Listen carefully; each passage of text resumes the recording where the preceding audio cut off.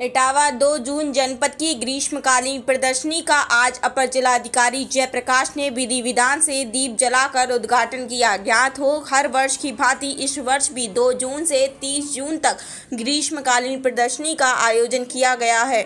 उद्घाटन अवसर पर प्रदर्शनी के general secretary Vikram Singh Raghav, city magistrate Arun Kumar Gaur के अतिरिक्त प्रदर्शनी कमेटी के सदस्य Gurmukh Singh Arora, advocate Virendra Kumar Dubey, advocate Vishan Chandra Agarwal, advocate Shanti Swaroop Pathak, advocate S Naqvi, Ramashankar Chaudhary, advocate Rajkishore Vajpayee, advocate Meharban Singh Kushwaha, advocate Arvind Singh Dubey, advocate Vijay Narayan Singhal, Ramakant Agarwal, Suresh Chandra Tripathi advocate प्रमुख रूप से उपस्थित रहे। उद्घाटन अवसर पर कार्यक्रम के मुख्य अतिथि अपर जिलाधिकारी जयप्रकाश ने स्विच दबाकर प्रदर्शनी को जगमग किया।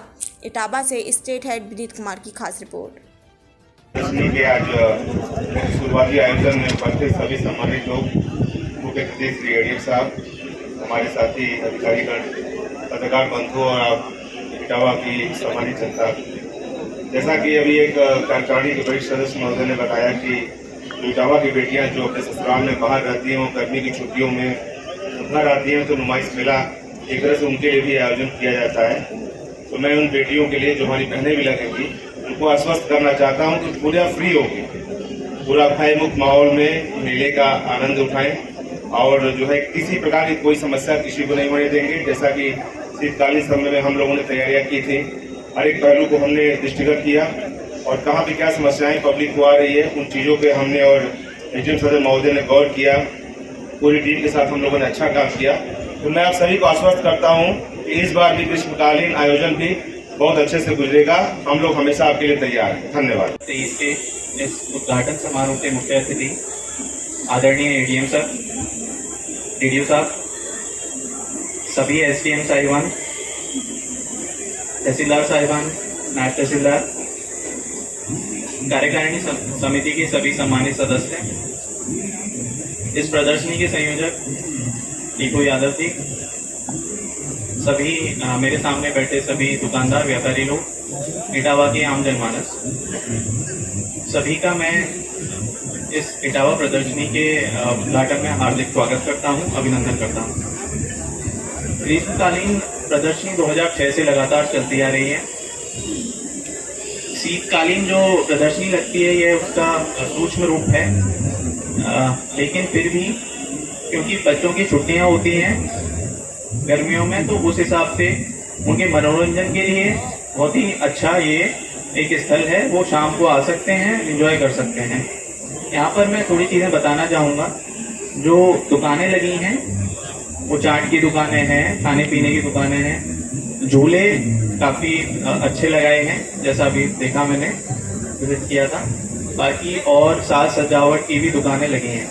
तो इटावा की आम जनमानस से मेरी यही अपील रही कि वो ज़्यादा से ज़्यादा यहाँ पर आएँ, शाम को लुत्फ उठाएं और खरीदारी करें, जिससे यहाँ के दुकानदार, व्यापारी लोगों को बढ़ावा मिल सके और वो एक तरीके से जो भी है उसको उनको एनकरेजमेंट मिल सके कि वो आगे की जो प्रदर्शनी है उसमें भी अच्छे से अपना दुकानें वगैरह लगाएं। तो इन्हीं शब्दों के साथ मैं अपनी वाणी को विराम देता हूँ। फिर से एक बार बहुत बहुत आपका स्वागत है। धन्यवाद। मेरे साथ मंच पर उपस्थित जनपद के अधिकारी, पूर्व विधायक मैडम सावित्री कठिया जी, इस नुमाइश प्रदर्शनी के सम्मानित वरिष्ठ सदस्य का, एवं इटावा जनपद के सम्मानित, मेरा सौभाग्य, वैसे तो जिलाधिकारी महोदय को इस कार्यक्रम में आना था और परंपरागत रूप से वही इस कार्यक्रम का उद्घाटन करते हैं, परंतु किसी कारणवश उन्होंने मुझे भेजा है, तो मैं उनके स्थान पर यहाँ पर आया हूँ। लेकिन मैं अपने को भाग्यशाली भी मानता हूँ कि आप जैसे लोगों के बीच जो कि रचनात्मक कार्य को वरीयता देते हैं, न कि उसको बढ़ाने की सोच रखते हैं, बल्कि उसको और व्यवस्थित करने का एक विजन रखते हैं, दृष्टिकोण रखते हैं। उसमें मुझे भी एक छोटी सी सहभागिता करने का अवसर मिला। ये मेरे लिए बहुत ही गौरव की बात है। हम सामान्यतः देखते हैं कि उन लोगों की संख्या अधिक होती है जो किसी भी रचनात्मक कार्य को खराब करने की सोचते हैं, लेकिन यहाँ के लोग बहुत अच्छे हैं। मैंने कई जिलों में प्रदर्शनी करवाई है, महोत्सव कराया है, लेकिन जो व्यवस्थित प्रदर्शनी यहाँ की है वो शायद लखनऊ की भी नहीं है। यानी लखनऊ की प्रदर्शनी में शुरू से शून्य से सोचना पड़ता है कि कहाँ से पैसा आएगा, कौन से स्थान का चयन होगा, कौन से लोग आएंगे, कौन कौन कार्य समिति के सदस्य होंगे। शून्य से शुरू करना होता है और अगले साल वो भी लीन हो जाती है। जब अगले प्रदर्शनी होगी तब फिर शून्य से शुरू होगा। यानी आप सबको पता होगा कि लखनऊ का महोत्सव का बजट तो 4 करोड़ रुपया है, 5 करोड़ रुपया है, लेकिन पिछले 4 साल से कोरोना के बाद से वहाँ प्रदर्शनी नहीं हो पाई। उसका कारण है कि उसका व्यवस्थित स्वरूप नहीं है और कोई व्यवस्थित स्थान नहीं है। देवा महोत्सव भी मैंने कराया।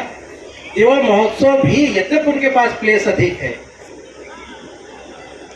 संसाधन अधिक है, राज्य सरकार का ऐड भी देवा प्रदर्शनी में मिलता है, लेकिन उसके बावजूद भी इतनी व्यवस्थित प्रदर्शनी वहाँ नहीं हो पाती। इसका कारण है कि वहाँ के लोगों का रचनात्मक दृष्टिकोण न होना। यानी बहुत सारी फोर्स आती है, बहुत सारी व्यवस्था करनी पड़ती है, ये डिस्टर्बिंग एलिमेंट है, ये डिस्टर्बिंग एलिमेंट है, पहले उन पर फोकस करना पड़ता है कि वहाँ से ये करो, तब ये कार्य सुचारू रूप से संपन्न हो पाता है। यहाँ लोग ही इतना प्रोत्साहित करते हैं कि वो व्यवस्था अपने आप सुचारू रूप से संपन्न हो जाती है।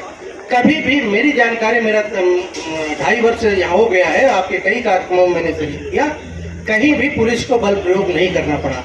और उसका कारण ये है कि आप सब लोगों की उत्साह से सहभागिता, उसकी रचनात्मक सोच, जैसा आपने बताया इटावा की बहन बेटियों के बारे में भी आप लोगों ने सोचा। ये सोच तो, ये बात तो बहुत छोटी लगती है, लेकिन आज के ज़माने में इस तरह की सोच मिलना शायद देश में ही कहीं मुश्किल होगा, जो लोग इस तरह की सोच रखते हैं।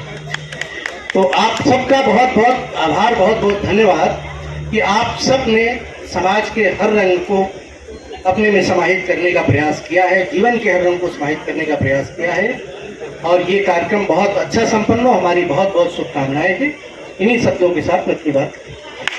इस तरह का ये प्रदर्शनी की शुरुआत की गई है, क्या क्या इसमें रहेगा ऐसा जो और प्रदर्शनियों में नहीं रहता रहा है कि गर्मी में ये प्रदर्शनी का आयोजन किया? आप सब जानते हैं कि इटावा प्रदर्शनी न सिर्फ इटावा की बल्कि इस क्षेत्र की बेहद महत्वपूर्ण प्रदर्शनी है।